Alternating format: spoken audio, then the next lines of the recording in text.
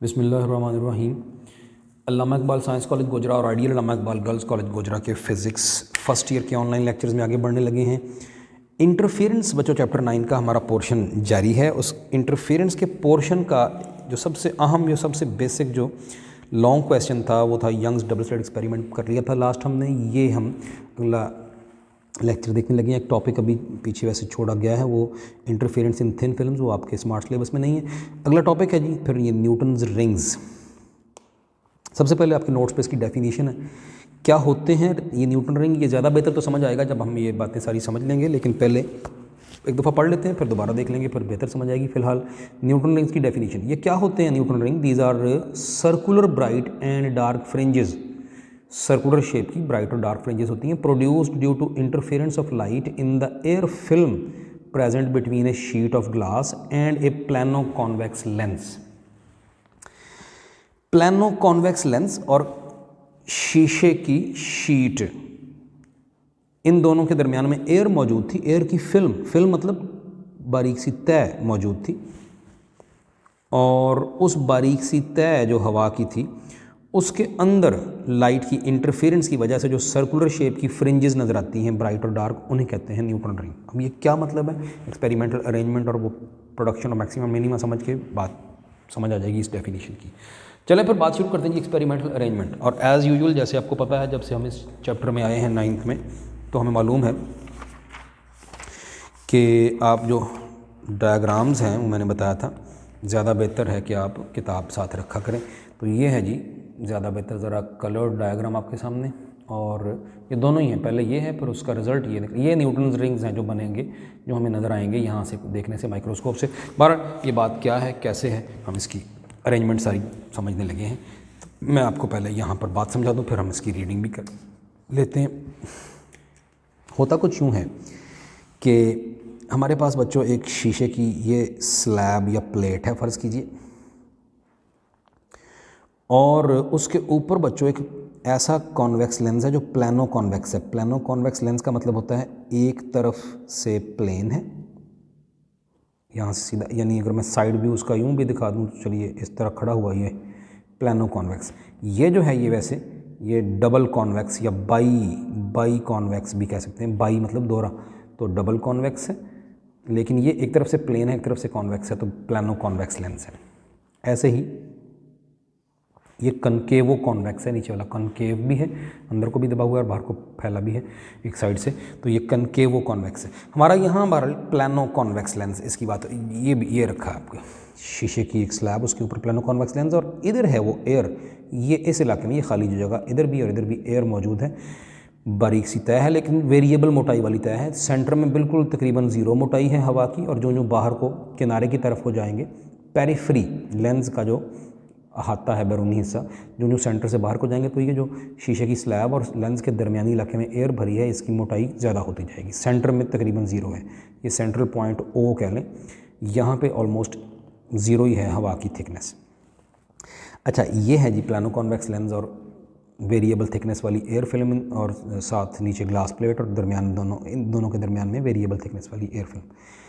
और इस तरफ एक लाइट का सोर्स है, सोर्स कोई लाइट का S, और उसके आगे रखा हुआ ये है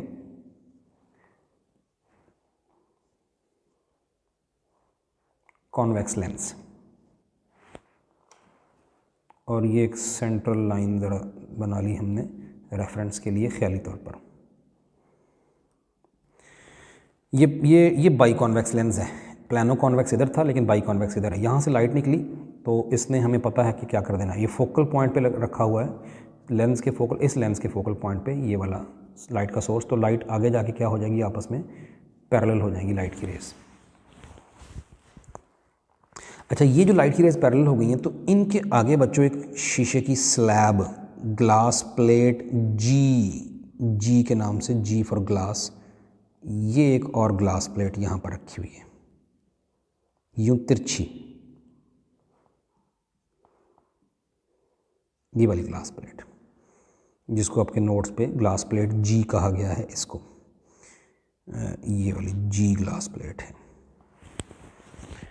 लाइट की रेज़ आई, ये आई यहाँ से और ये यहाँ से आके ये दोनों बच्चों रिफ्लेक्ट हुई, ये भी इधर को आई, मुड़ी रिफ्लेक्ट हुई, इस लाइट का कुछ हिस्सा इस शीशे की प्लेट से टकरा के रिफ्लेक्ट हुआ, नीचे को आया, और इसका भी, और ये शीशे की इस प्लानो कॉन्वेक्स लेंस से गुजर गए, और नीचे जो एयर फिल्म है जो वेरिएबल थिकनेस वाली है, उसमें जब दाखिल हुए तो मीडियम चेंज हुआ, एक से दूसरी मीडियम में जब टकराती है जाके कोई वेव, तो वो दोनों मीडिया की बाउंड्री से टकरा के वापस पलटती है। चैप्टर नंबर 8 में एक टॉपिक था जो आपके स्मार्ट सिलेबस में नहीं था, लेकिन मजबूरन ने आपको याद होगा पढ़ाना पड़ा था, वो था रिफ्लेक्शन ऑफ वेव्स। तो लाइट की वेव्स जो हैं वो ये जो बारीक सी एयर फिल्म है, इसके ऊपरी सिरे से भी ऊपर को टकरा के वापस पलटेगा कुछ हिस्सा, और कुछ इस एयर में से गुजर के आगे जाके नीचे जो ग्लास है, ये जो ग्लास की स्लैब है, उसमें से भी ऊपर को पलटेगा। तो दो हिस्से ऊपर को पलट के जाएंगे।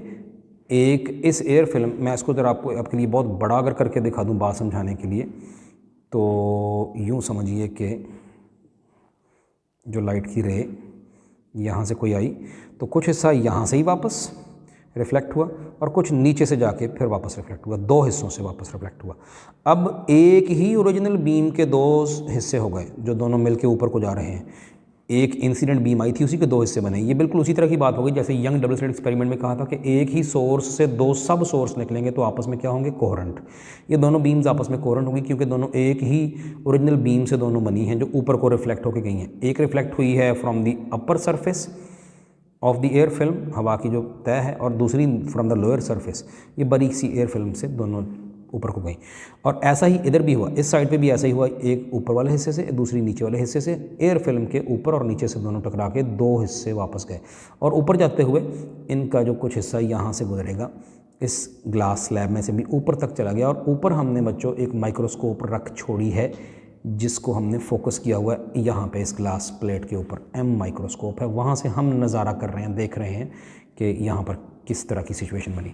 अब यहाँ से भी ऊपर को दो रेज़ गई हैं ऐसे ही, और ये तो हमने नुमाइंदे के तौर पर दो लाइट रेज़ दिखाई हैं, एक यहाँ जाके इधर को, दूसरी यहाँ से इधर को, और नीचे जाके एयर फिल्म से टकरा के, एयर फिल्म के दो तहों से टकरा के, एक ऊपर वाली तह से एक नीचे वाली तह से टकरा के वापस गई हैं। तो एक ही ओरिजिनल बीम से दो सब बीम मिल के इकट्ठी जा रही हैं तो आपस में कोहेरेंट होंगी, और कोहेरेंट होंगी तो सेम डायरेक्शन में जा रही हैं, सेम फ्रीक्वेंसी वाली, सेम सोर्स से निकली, सेम वेवलेंथ वाली वेव्स हैं। जब दोनों इकट्ठी होंगी तो आपस में या तो कंस्ट्रक्टिवली इंटरफेयर होंगी या फिर डिस्ट्रक्टिवली। कंस्ट्रक्टिवली होंगी तो भला कब, देखें बताया कि एक लाइट रे इस एयर फिल्म के ऊपर वाले हिस्से से ही टकरा के यहाँ से ही वापस चली गई और दूसरी नीचे से होके फिर वापस गई है। तो एक छोटा पाथ क्या तय करके गई है, दूसरी नीचे से होकर ऊपर गई है तो लंबा पाथ तय करके गई है।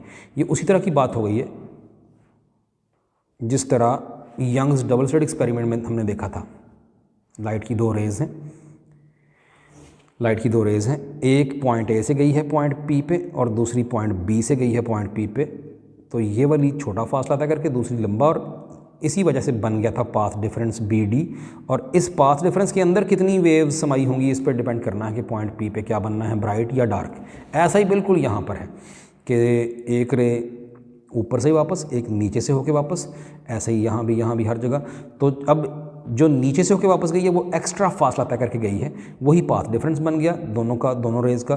तो जो अब ये वाला पाथ डिफरेंस अगर तो होगा लैम्डा का कोई ना कोई multiple, delta S is equal to N lambda, आप जानते हैं। तो फिर ऊपर जब ये जाएंगी इधर से देखने पर वहाँ ब्राइटनेस नज़र आएगी।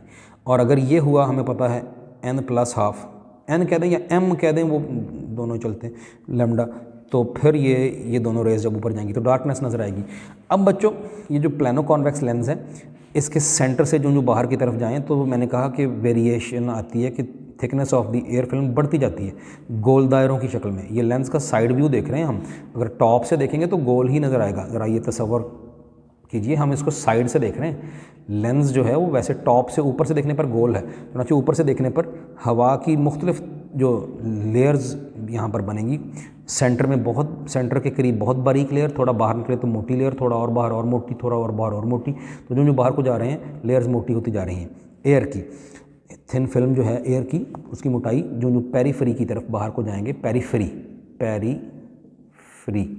पेरीफेरी का मतलब यानी किनारा, अहाता, बैरूनी हिस्सा। तो जो बाहर की तरफ को जाएंगे तो ज़्यादा पाथ डिफरेंस बढ़ता गया एक लाइट की रे ऊपर से वापस, एक नीचे होके, जो नीचे से होके गई है वो ज़्यादा एक्स्ट्रा फासला तय करके गई है, तो जो जो बाहर को जाएंगे ये एक्स्ट्रा फासला बढ़ता जाएगा क्योंकि एयर फिल्म की मोटाई बढ़ती जा रही है। लेकिन एक दायरे की शक्ल में, बिल्कुल एक दायरे की शक्ल में बराबर मोटाई वाली एयर फिल्म मिलेगी। अगला बाहर को निकले तो एक दायरा पहले से ज़्यादा मोटाई वाली, लेकिन पूरे दायरे में फिर बराबर मोटाई वाली। ऐसे ही अंदर को आएंगे तो मोटाई एयर फिल्म की कम होती जाएगी, लेकिन एक दायरे में सेम रहेगी, फिर अंदर कम होगी लेकिन दायरे में सेम रहेगी।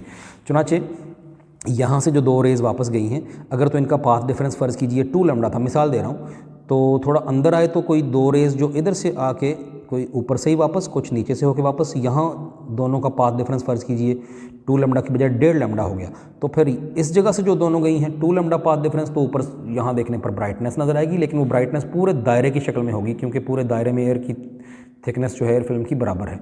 और जो अंदर आए तो कम होके पाथ डिफरेंस दोनों रेज़ का जो ऊपर से गई और नीचे से होके गई उनका 1.5 लैम्डा रह गया, और अंदर आएंगे तो शायद 1 लैम्डा पाथ डिफरेंस, और अंदर आए तो हाफ लैम्डा। तो इस तरह से क्या होगा, पूरा दायरा रोशन, फिर उससे अंदर पूरा दायरा डार्क, फिर उससे अंदर पूरा दायरा फिर रोशन, फिर अंदर फिर डार्क, एंड सो ऑन। मैंने आपको ये डायग्राम भी समझा दी, एक्सपेरिमेंटल अरेंजमेंट भी समझा दी, और साथ ही साथ मैंने बच्चों production of maxima and minima भी समझा दी है। और एंड पे इसका एक छोटा सा पॉइंट है, explanation of central dark spot, कि सेंटर में सिर्फ और सिर्फ, बिल्कुल सेंटर में सिर्फ और सिर्फ डार्क स्पॉट ही बनना है, एंड सेंटर में सिर्फ डार्कनेस ही आती है, ब्राइटनेस नहीं आती। यहाँ पे क्यों है, उसकी वजह अभी आखिरी 4 लाइनें ज़रा अलग से बाद में देखेंगे, पहले इसका मेन हिस्सा सारा हम रीडिंग कर लेते हैं। और मैं अब इसकी डेफिनेशन फिर से अब पढ़ता हूँ तो उम्मीद है ज़्यादा बेहतर समझ आएगी। ज़रा पढ़ते हैं। तो न्यूटन रिंग्स कहता है these are circular bright and dark fringes, circular shape है, ये न्यूटन रिंग्स होते हैं, सर्कुलर शेप की ब्राइट डार्क फ्रिंजेस होती हैं, produced due to the interference of light in the air film present between a sheet of glass and a plano convex lens. अब उम्मीद है आपको ज़्यादा बात समझ आई जो मैंने ये सारी समझा दी है। ये डेफिनेशन एक्सपेरिमेंटल अरेंजमेंट की बात कर रहा है, तो बस समझिए इस डायग्राम की वजाहत ही बेसिकली हो रही है। तो उसके बाद फिर production of maxima and minima, तो वो जो मैंने अभी समझाया कि कैसे कोई ब्राइट रिंग बनेगा, अंदर थोड़ा डार्क है, फिर अंदर ब्राइट, फिर अंदर डार्क, एंड सो ऑन, वो मैंने अभी डिटेल से समझाया। तो पढ़ते हैं एक्सपेरिमेंटल अरेंजमेंट। कहता है when a plano convex lens of long focal length, यानी बड़े साइज़, लॉन्ग फोकल लेंथ से मुराद बड़े साइज़ का कह लीजिए, बड़े साइज़, जो बड़े साइज़ का होता है, जिसका डायमीटर लेंस का बड़ा होता है, उसकी फोकल लेंथ लंबी होती है।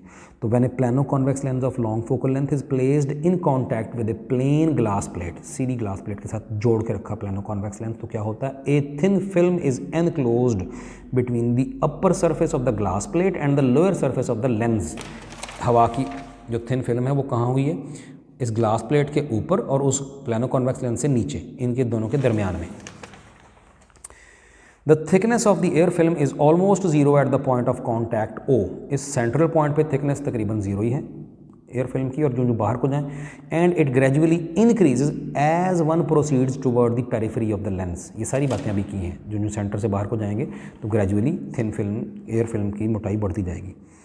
Thus, the points where the thickness of the air film is constant will lie in circles, in circle with O as center। तो हर एक सर्कल में, ये मैंने अभी समझाया था यहाँ पे, तो लेंस के नीचे, इस ग्लास प्लेट से ऊपर लेंस के नीचे सर्कल्स में thickness of the air film बराबर होगी। एक पूरे सर्कल में सेम होगी, फिर अगले सर्कल में थोड़ी बाहर को निकले तो सर्कल में बढ़ गई, लेकिन एक सर्कल में सेम रही। ये बातें अभी हो चुकी हैं।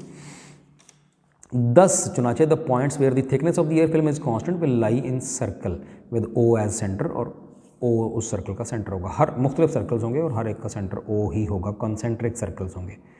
Bye means of a sheet of glass जी, ये वाली शीट ऑफ ग्लास, ये वाली जो जी कही थी, उसकी मदद से हमने क्या किया, a parallel beam of monochromatic light is reflected toward the plano convex lens L.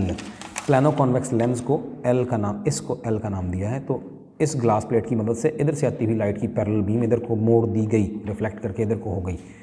ठीक हो गया जी, ये एक्सपेरिमेंटल अरेंजमेंट होगी। और आगे production of maxima and minima के बाद में क्या होगा, तो कहता है a ray of monochromatic light that strikes the upper surface of the air film nearly along the normal, एक तकरीबन अमूदन ऊपर, ये जो एयर फिल्म यहाँ पर है इसके ऊपरी सिरे पर एक लाइट की रे तकरीबन परपेंडिकुलरली दाखिल हुई, is partly reflected and partly refracted। Air की ऊपर वाली सतह से कुछ तो वो वापस रिफ्लेक्ट हो गई और कुछ अंदर घुस गई। एक मीडियम से दूसरे मीडियम में घुसना, इसको रिफ्रैक्शन कहते हैं। टकरा के वापस पलटना रिफ्लेक्शन है, और अंदर घुस जाना अगले मीडियम में रिफ्रैक्शन है। तो कुछ तो रिफ्लेक्ट हुई, कुछ रिफ्रैक्टेड हो गई। एक ऊपर वाले हिस्से से ही वापस एयर के ऊपरी सतह से, दूसरी अंदर तक नीचे तक गई है, तो ये हुआ यहाँ पे। द रे refracted in the air film is also reflected partly eight the lower surface of the film.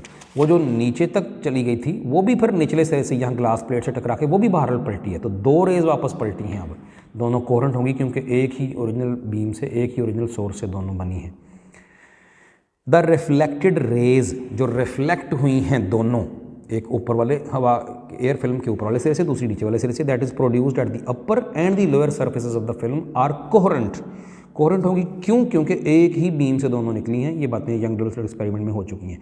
And interfere constructively and destructively, वो जो बताया, कहीं तो 2 लैम्डा का पाथ डिफरेंस बन जाएगा दोनों रेज में, कहीं 1.5 लैम्डा, कहीं लैम्डा, कहीं हाफ लैम्डा, तो इस तरह कंस्ट्रक्टिवली डिस्ट्रक्टिवली भी एक दूसरे को इंटरफियर करेंगी। When the light reflected upwards is observed through a microscope M, वो जो ऊपर को गई हुई लाइट है वो इस माइक्रोस्कोप से जब ऑब्जर्व करेंगे तो क्या नजर आएगा? Which is focused on the glass plate, उसको, उस माइक्रोस्कोप को हमने इस जगह पे फोकस किया हुआ है ताकि यहाँ वाली क्या हुआ, यहाँ वाली रेज आपस में मिली हैं कंस्ट्रक्टिवली डिस्ट्रक्टिवली तो नज़र आए। तो क्या होगा? A series of dark and bright rings is seen with centre at O, तो एक सिलसिला नज़र आएगा ब्राइट और डार्क रिंग्स का जिनका सेंटर ओ पॉइंट पे बनेगा, ये वाला O point. These are Newton's rings, यही है न्यूटन्स रिंग्स, और वो डेफिनेशन अब और बेहतर समझ आ गई। लास्ट पॉइंट अभी हमने बयान नहीं किया, एक्सप्लेन नहीं किया इसका, वो अब करने लगे हैं। Explanation of central dark spot. Centre में बनना ही डार्क है, एंड सेंटर में सिर्फ डार्क बनता है, क्यों? देखो बच्चों, वो जो लाइट की रेज मुख्तलिफ आई, कोई ऊपर से टकरा के, कोई नीचे से होकर टकरा के, यहाँ भी ऐसे ही हुआ, थोड़ा और इधर और अंदर आए फिर भी ऐसे ही हुआ, और अंदर आए फिर भी। एंड सेंटर के करीब आप गौर करें तो मोटाई तो एयर फिल्म की तकरीबन 0 ही है। इस वजह से अगर गौर करें मोटाई 0 ही है, तो कुछ लाइट की रे ऊपर से ही वापस गई, कुछ ज़रा नीचे से होकर वापस गई, लेकिन मोटाई प्रैक्टिकली 0 ही है। सेंटर पॉइंट है, एयर फिल्म की मोटाई तकरीबन 0 है, तो वो जो नीचे से वापस गई है वो आप यूँ समझिए कि कोई पाथ डिफरेंस वैसे तो नहीं हुआ। पाथ डिफरेंस होना था ना कि लाइट की रे एक ऊपर से ही वापस गई, छोटा फासला तय करके हमारी आंख तक पहुंची, दूसरी नीचे से होकर फिर वापस गई, तो लंबा फासला। एक का छोटा फासला, एक का छोटा, एक का लंबा, तो इसी वजह से बन गया ये वाला पाथ डिफरेंस। और इसी पर डिपेंड करेगा कि ये पाथ डिफरेंस कितना है, लैम्डा 2 लैम्डा 3 लैम्डा, तो उधर बनेगी ब्राइट फ्रिंज, और हाफ लैम्डा 1.5 लैम्डा तो डार्क फ्रिंज, हमें पता है। अब यहाँ पर तो थिकनेस 0 है एयर फिल्म की, तो पाथ डिफरेंस वैसे तो कोई प्रैक्टिकली कोई इतना नहीं बन रहा, लेकिन होगा ये कि लाइट का कुछ हिस्सा बहरहाल इस बारीक सी एयर फिल्म के ऊपरी हिस्से से वापस गया, कुछ ज़रा सा नीचे से। वो जो बच्चों नीचे से वापस गया वो डेंसर मीडियम से टकरा के वापस गया। यहाँ जो कॉन्सेप्ट बताने लगा हूँ वो अच्छा है कि चैप्टर 8 में रिफ्लेक्शन ऑफ वेव्स था, उसकी 2 पॉसिबिलिटीज़ थी। फिर से वो लेक्चर देख सकते हैं या आप नोट्स पे देख लीजिएगा, आपके स्मार्ट सिलेबस में नहीं था लेकिन मैंने बता दिया था, और उसमें मैंने बताया भी था कि ये यहाँ भी आगे यूज़ होना, मतलब 8वें चैप्टर में, और मैंने बताया था 9वें चैप्टर में भी ये कॉन्सेप्ट यूज़ होना। हमने वहाँ ये देखा था कि जब कोई लाइट की कोई भी वेव जब रेयरर मीडियम से आती हुई डेंसर में आके टकराती है, तो फिर जब वापस पलटती है यानी रिफ्लेक्ट होती है, तो बच्चों याद है क्या होता है? 180 डिग्री फेज़ रिवर्सल होता है। यानी जो लाइट की रे इस बारीक सी एयर फिल्म के ऊपर वाले हिस्से से टकरा के गई है, वो तो समझिए उसका तो ऊपर को गया हुआ क्रेस्ट, लेकिन जो नीचे से टकरा के गई है उसका क्या होगा? ट्रफ, क्योंकि an incident crest on reflection becomes a trough. ये मैंने फिक्रा वो बोला है जो चैप्टर 8 के उस टॉपिक का था, रिफ्लेक्शन ऑफ वेव्स का, कि आया था क्रेस्ट बन के, लेकिन आगे सॉलिड दीवार को मिली उसको, तो फिर जो वापस लौटा है तो बन के trough. Incident crest on reflection becomes a trough. तो फिर इस बारीक सी एयर के ऊपर वाले हिस्से से, तो ऊपर से तो एयर से टकरा के वापस गया, हल्के मीडियम से टकरा के जाए तो फिर it does not suffer any change in phase. 2 rays टकरा के वापस पलटी हैं एयर फिल्म के ऊपर वाले हिस्से से, तो समझिए क्रेस्ट आया था तो क्रेस्ट ही पलट गया होगा, लेकिन दूसरा हिस्सा जो इस लाइट की रे का नीचे से होके गया है डेंसर मीडियम से, वो ट्रफ के तौर पर गया। तो अब हुआ ये कि एक वेव का वापस ऊपर को गया क्रेस्ट, और दूसरी वेव का उधर ही ऑलमोस्ट ट्रफ गया। क्रेस्ट से ट्रफ मिले तो पिछले कई टॉपिक्स में आपने सीखा हुआ है, चैप्टर 8 से ये बड़ी दफ़ा बार बार बात हुई है। क्रेस्ट और ट्रफ मिले तो बच्चों क्या होता है? डिस्ट्रक्टिव इंटरफेरेंस या डिस्ट्रक्टिव सुपरपोजिशन, चलना चाहिए। रिजल्टेंट क्या होता है? डेड वेव लाइट है तो कहेंगे डार्कनेस आएगी, पता है आपको। तो ये वजह है कि सेंट्रल स्पॉट डार्क बनता है हमेशा। अब यही बात मैं ऊपर से रीड करके देने लगा हूँ, और रीड करके देने से पहले छोटी सी बात ये भी कर दूँ कि एक मैंने कहा ऊपर से ही वापस गई, एक नीचे से, जो नीचे से डेंसर मीडियम से टकरा के वापस गई है, वो उसका फेज़ रिवर्सल हो गया बाई 180 डिग्री। और 180 डिग्री फेज़ रिवर्सल होने का मतलब पता क्या होता है, यहाँ से ये था क्रेस्ट और यहाँ तक ये है 90 डिग्री और ये है 270 का फेज़। अब आपको याद होना चाहिए इन दोनों का डिफरेंस कितना है, 270 माइनस 90 यानी कि 180 डिग्री। यानी एक क्रेस्ट है दूसरा ट्रफ है, तो उनका आपस का फासला कितना है, क्रेस्ट से ट्रफ का होता है λ/2, क्रेस्ट से ट्रफ का आपको पता है। जबकि अगले क्रेस्ट की बात करें तो क्रेस्ट से क्रेस्ट तक पूरा लैम्डा, ये λ/2 है। इसका मतलब है जब फेज़ होगा, फेज़ डिफरेंस 180 डिग्री, तो फिर पाथ डिफरेंस होगा λ/2। इसकी वजह एक और भी पड़ी हुई है कहीं, ये देखें, ये चैप्टर नंबर 8 के शुरू में ही फार्मूला आया था। x है पाथ डिफरेंस, फाई है फेज़ डिफरेंस। यहाँ से x निकालना चाहें तो फाई लैम्डा, ये लैम्डा ऊपर चला गया, ओवर 2 पाई। अब अगर फाई यानी फेज़ डिफरेंस है 180 डिग्री, जिसको पाई रेडियन कहते हैं, इनटू लैम्डा, एक था क्रेस्ट एक था ट्रफ, आपस में फेज़ डिफरेंस हो गया पाई का। तो जब फेज़ हो पाई का तो फिर पाथ डिफरेंस कितने का बचता है वो हम निकालने लगे हैं। ये पाई से पाई कैंसिल, तो बना λ/2। यानी इस सेंट्रल इलाके में एक ऊपर से ही वापस गई रे, एक जो नीचे से होकर गई है, वो इजाफी λ/2 का पाथ डिफरेंस उसमें बन गया। और λ/2 पाथ डिफरेंस का मतलब होता है, λ/2 पाथ डिफरेंस का मतलब होता है डिस्ट्रक्टिव इंटरफेरेंस। ये पिछले लेक्चर में पता है, आपको पढ़ा हुआ है। यही वजह है कि सेंटर में डार्कनेस आएगी। चलें, डिटेल से उम्मीद है समझा दिया। अब मैं इसकी रीडिंग करूँ तो दोहराई भी हो जाए साथ। कहता है at the point of contact, जहाँ जुड़े मिले आपस में, of lens and the glass plate, lens और ग्लास प्लेट जहाँ मिले, the thickness of the film is effectively zero, but due to reflection at the lower surface of air film from denser medium and additional path difference of λ/2 is introduced. कैसे, ये बातें अभी सारी मैंने यहाँ समझाई हैं। एक ऊपर से वापस, जो नीचे से होके, वो ऊपर से जो वापस गई है एयर फिल्म बारीक सी है, उसके ऊपर ही सिरे से, वो तो आया भी क्रैश था गया भी क्रैश। जो नीचे से होके गई है उसका ट्रफ बन के गया, तो क्रैश से ट्रफ का होता है फेज़ डिफरेंस 180 डिग्री यानी पाई रेडियन का। फाई जब पाई हो तो x यानी पाथ डिफरेंस हो जाता है λ/2। यही बात हो रही है। तो जो डेंसर मीडियम से टकरा के नीचे से होके हिस्सा गया लाइट का वापस, तो उसने इजाफी पाथ डिफरेंस λ/2 का इंट्रोड्यूस कर दिया। और λ/2 पाथ डिफरेंस हो तो हम जानते हैं डिस्ट्रक्टिव इंटरफेरेंस होती है, λ/2, 3 λ/2, 5 λ/2। तो कॉन्सिक्वेंटली नतीजतन the centre of the Newton's rings is dark due to destructive interference. तो सेंटर इस वजह से डार्क होता है। लें जी, चलें जी, ठीक है। फिर आज का ये एक छोटा सा टॉपिक था जी, काफ़ी है आपका। Thank you very much.